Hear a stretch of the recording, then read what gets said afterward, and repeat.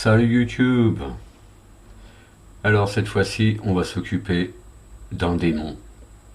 Et oui, une autre démon, il se cache au fond de notre clavier, au fond de notre PC. Alors, qu'est-ce que c'est SSHKD? C'est le Simple X Hotkey Daemon. Qu'est-ce que c'est un démon? Un démon, c'est un processus qui est dormant, en arrière-plan, et qui ne nous répond que si on le sollicite.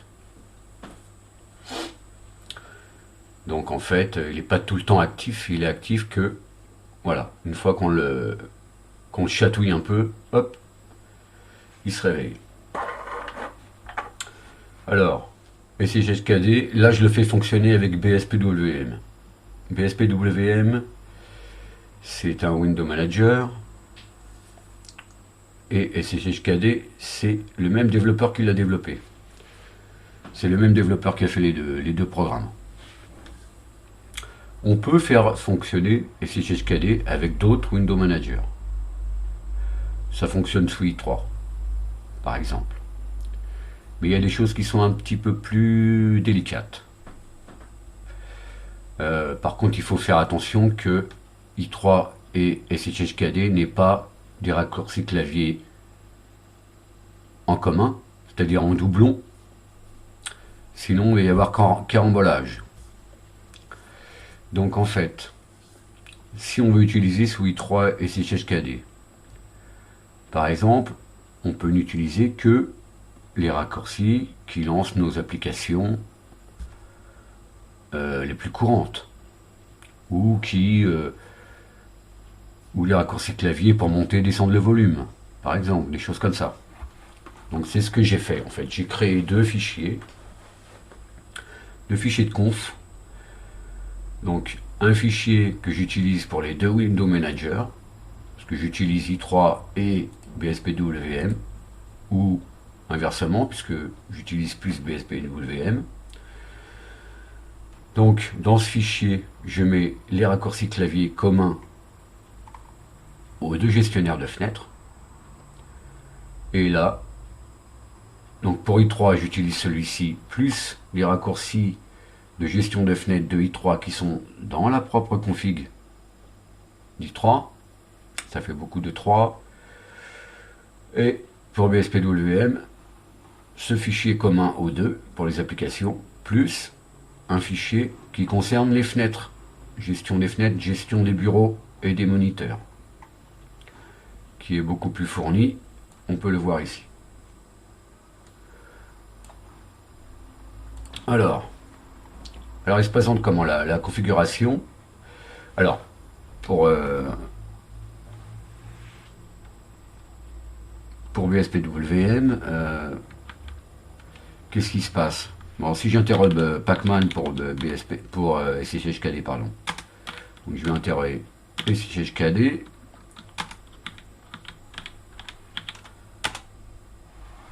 Voilà. Simple Hotkey Daemon, il n'y a pas plus de trucs. Mais si je fais Pacman QI par exemple, voilà, j'ai un peu plus de choses avec les dépendances. Voilà, le packager et tout ça. Et voici l'adresse qui m'intéresse si vous voulez aller voir sur le GitHub, il y a plus d'explications. Donc, SSHKD. La syntaxe pour la configuration, c'est le raccourci clavier et la commande que ça lance. En l'occurrence, ici, je lance deux commandes consécutives. pkill user1 x SSHKD. Donc ça c'est pour relancer la config, ça va recharger la config une fois qu'on l'a modifiée, si on veut que ça soit pris en compte. Et ensuite je m'envoie une notification comme quoi la config est rechargée. Mais on peut après mettre plus de touches à nos raccourcis. Donc CTRL ALT plus Delete. CTRL ALT plus Delete.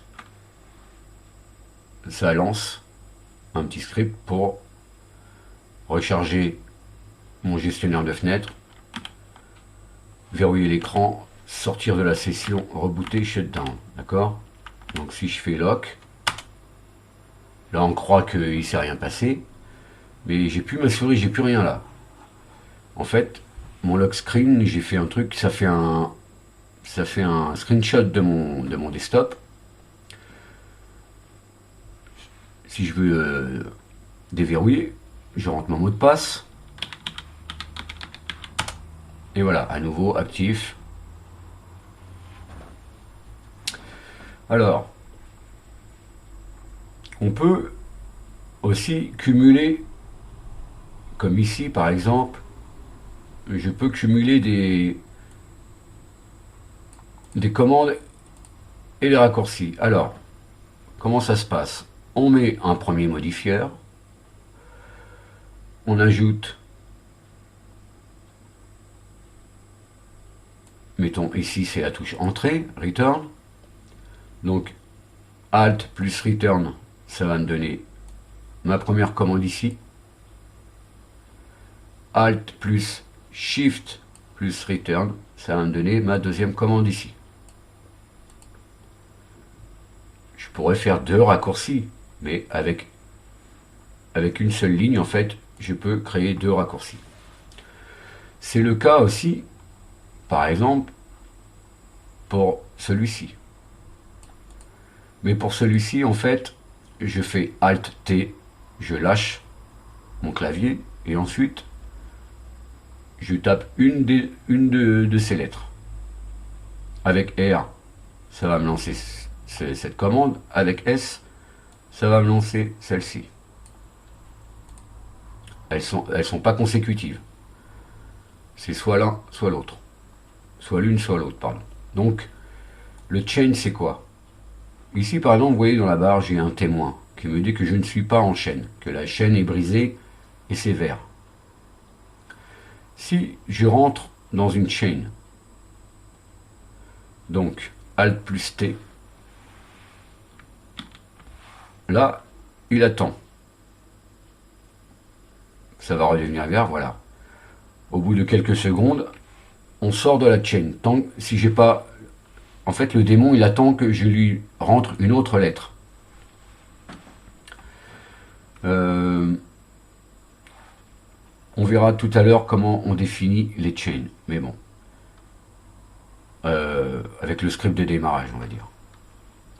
Donc ici, je vais refaire Alt plus T, et puis je vais lancer R. Voilà. Maintenant, ça m'a ouvert avec R, ça m'a ouvert ce script. Ce script, il me lance deux terminaux, un en route, un en user, et on lance la même application. En fait, c'est Ranger. Donc, je suis route dans Ranger ici, donc je suis dans le système, hein, ETC, etc.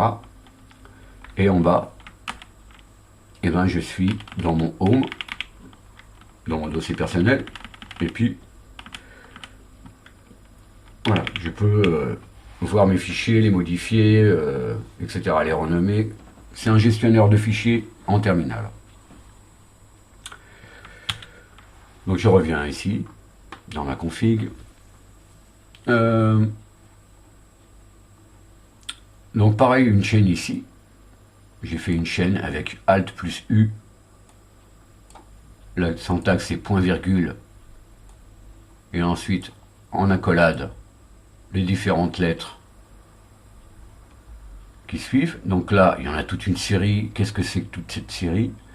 En fait, ça exécute un script que j'ai créé, qui lance que des terminaux avec des applications dedans. Donc ce script, il est là, tout simple. Un case, des options, des actions.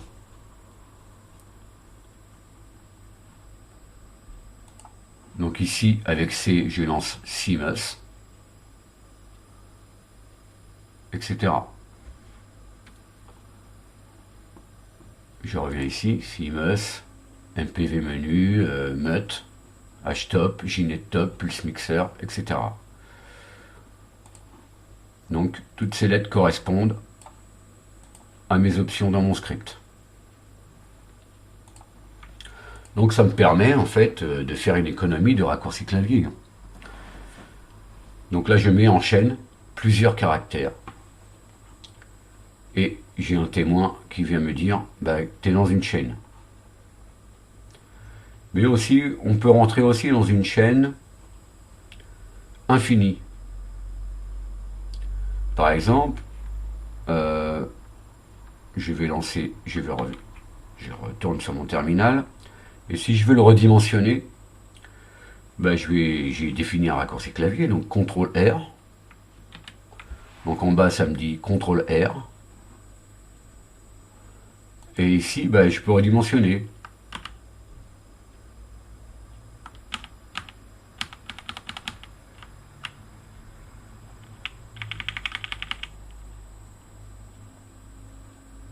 Je sors avec échappe.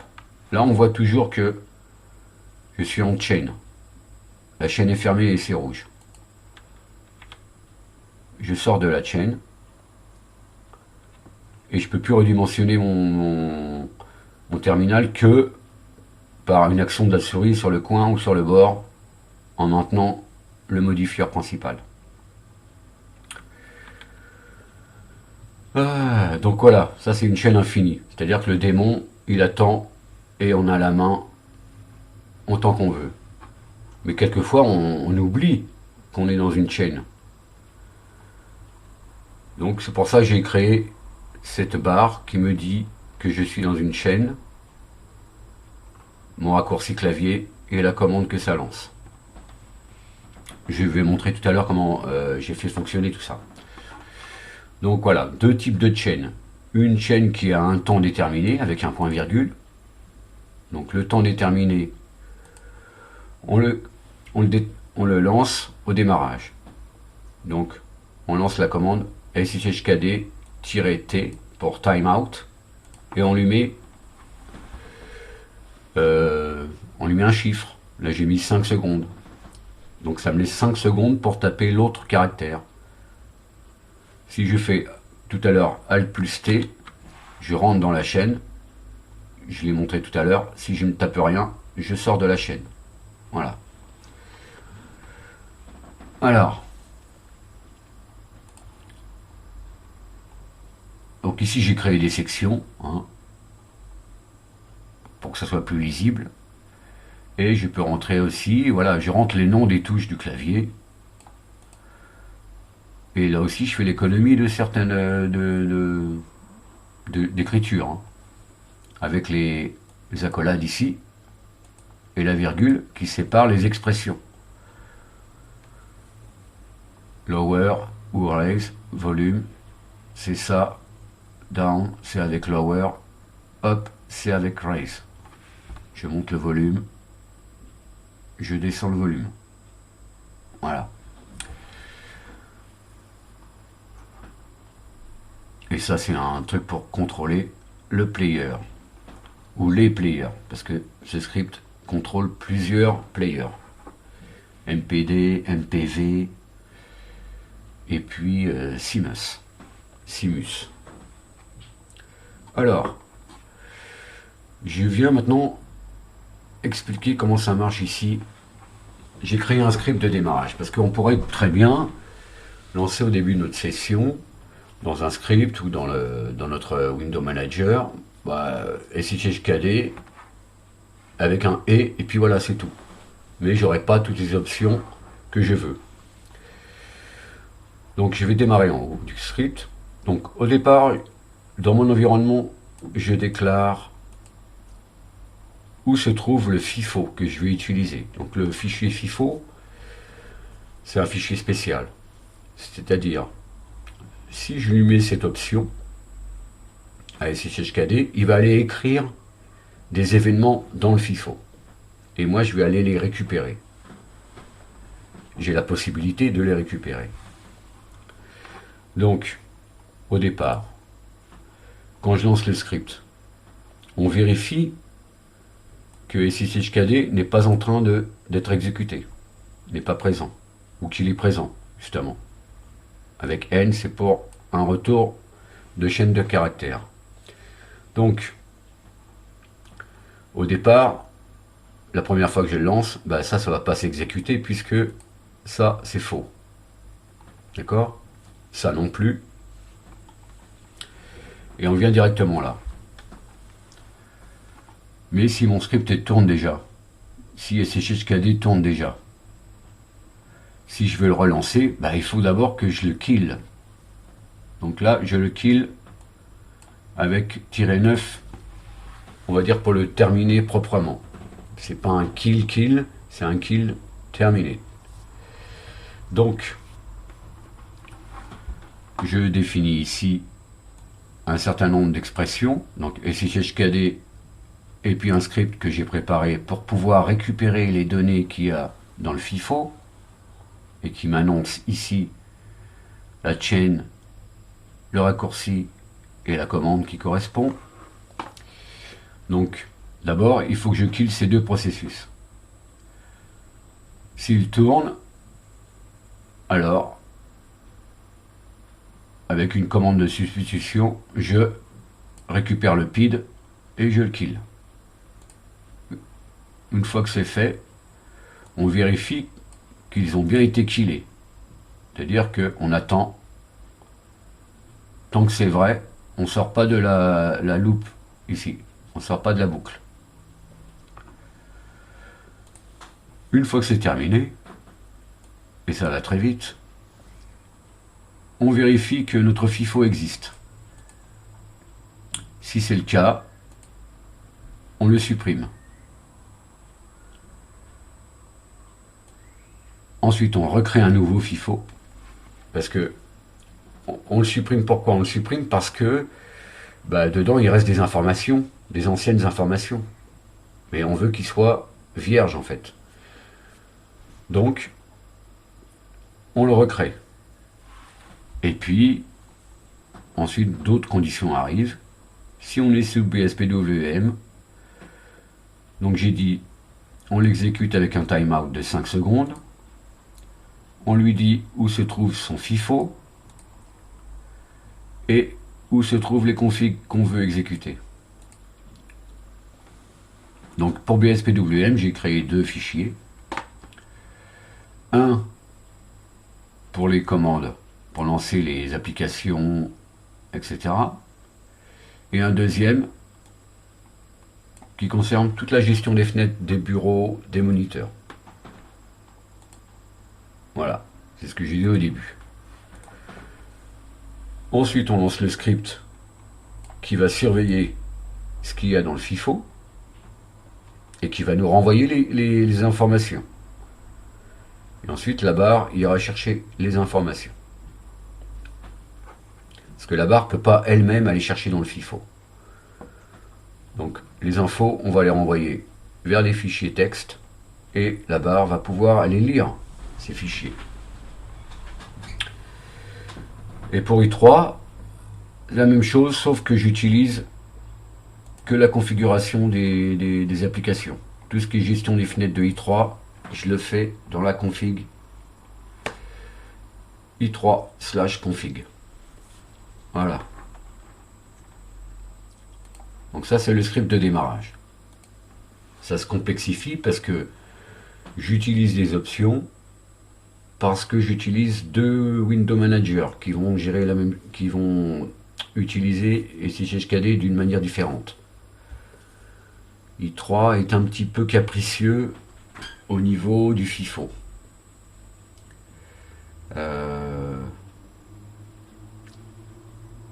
Voilà, il est un peu intolérant, quoi. On va dire que c'est le Windows des window managers. Il n'aime pas trop. Là, le FIFO, il a du mal à fonctionner vraiment, comme il fonctionne sous BSPWM. Donc voilà. Voilà comment ça se passe. SSHKD.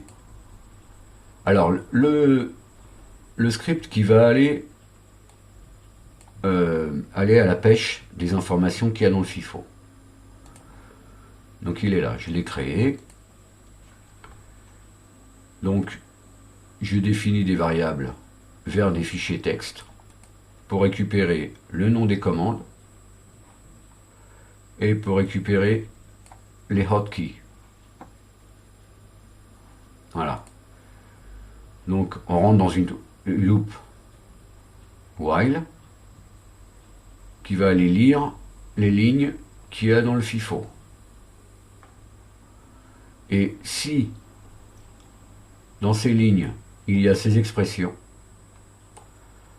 alors on envoie à la barre ces signaux. Donc ici, quand je sors d'une chaîne, quand je rentre dans une chaîne, ça va envoyer des signaux à ce module-là. Ce module, il a deux options, 1 et 2. Quand je suis dans une chaîne, il va me renvoyer que c'est rouge. Quand je sors de la chaîne, il va me renvoyer que c'est vert. Et ensuite, si dans la ligne, il y a un H majuscule, parce qu'en fait, ce qui se passe, quand on va aller voir dans le FIFO, donc on va aller dans le FIFO, ce qui se trouve dans Run, User 1000, voilà. Donc, si je vais dans Keys, ici, qui doit correspondre à ça, j'ai bien effectivement un H, puis le nom du raccourci clavier. Mais ce H, je ne veux pas le faire apparaître. Donc, avec la magie de SED, je l'enlève. D'accord? Dans un script. Enfin, dans mon module de barre. Donc ça, c'est pour les clés et pour les commandes. Et je vois que ça commence par un C, en fait. C, Pulse Audio Control, Sync Up. Mais ici, on ne voit que Pulse Audio Control, Sync Up. Donc moi, je lui demande, voilà, chaque fois qu'il y a un H majuscule, je sais que c'est des hotkeys. Chaque fois qu'il y a un C majuscule, je sais que c'est des commandes.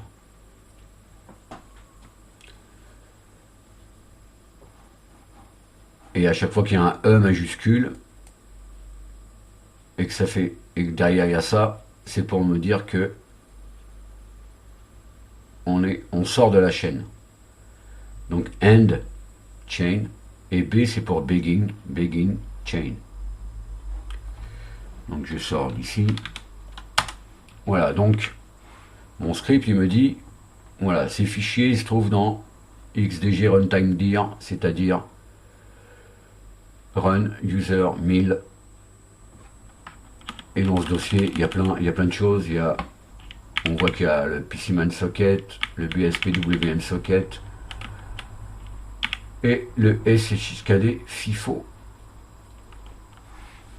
En général, ce dossier, voilà, c'est un dossier qui n'est là que le temps de la session. Quand on se déconnecte, tout ce qu'il y a dedans, ça disparaît.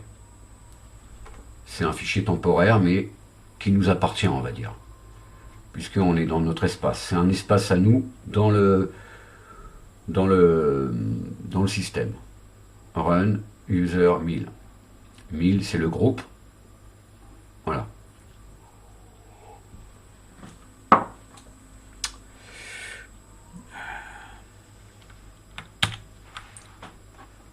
Donc je récupère ces informations. Et là, on a vu, j'ai tapé super plus 5 sur mon clavier, sur mon pavé numérique. Donc keypad begin, ça correspond à 5. Et ben, j'ai lancé la commande BSPC desktop focus le desktop numéro 5. C'est comme ça que ça fonctionne. Donc grâce à ce script, j'utilise mon FIFO ici. C'est tout l'intérêt d'utiliser le FIFO, c'est de récupérer les infos. Voilà les amis, donc une petite présentation de SSHKD, ce démon qui est pas facile à dompter, mais une fois qu'on a compris un peu comment ça fonctionnait, c'est bien utile. Et, et ça fonctionne très bien. SCHKD, ça lance, et je trouve sa syntaxe très pratique. Donc je vous recommande SCHKD, surtout si vous utilisez BSPWM, mais aussi en complément de i3 ou d'autres Window Manager, ou même par exemple sous XFCE ou autre chose. On pourrait très bien s'en servir pour créer ces raccourcis. Il faut faire simplement attention que il n'y ait pas des doublons entre ce qu'on a défini quelque part et ce qu'on a défini dans SSHKD. Sinon, ça crée un carambolage. Et après, le clavier, il est out. Il a du mal à répondre. Donc je vous dis, j'espère que ça vous a plu. Et que si vous avez des questions, n'hésitez pas. Si vous avez des commentaires, n'hésitez pas. Ce qui m'intéresse, c'est le commentaire surtout. Pas trop les vues. Voilà, c'est pour ça que je fais ça. Hein. Je fais pas ça pour être vu en fait. Je vous dis donc à la prochaine. Amusez-vous bien. Et je dis pas prenez soin de vous, puisque bon, hein, franchement, ça commence à bien faire en fait tout ça. Voilà, allez, à bientôt.